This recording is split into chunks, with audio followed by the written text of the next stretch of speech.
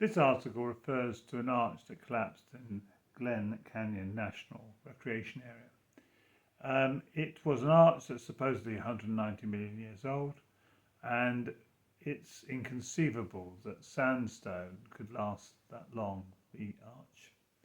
The amount of erosion that takes place with sandstone is quite rapid, and the possibility of tectonic disturbance over a long period of time would be considerable.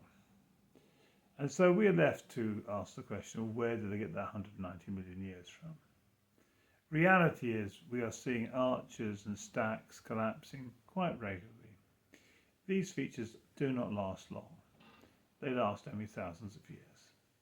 In fact, these features, which you find in the Arches National Park as well as elsewhere, are the byproduct of the erosion created as the waters receded into the oceans.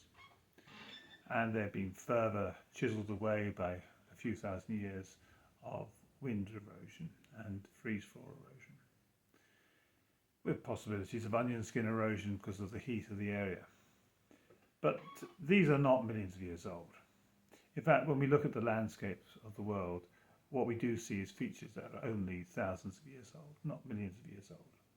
I've yet to see at the base of any cliffs millions of years of erosional material. I only ever see thousands of years. In fact, cliffs themselves will not last millions of years.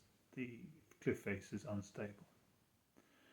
Therefore, the evidence for a recent worldwide flood is overwhelming when we come to the landscape, and this is just one example amongst many.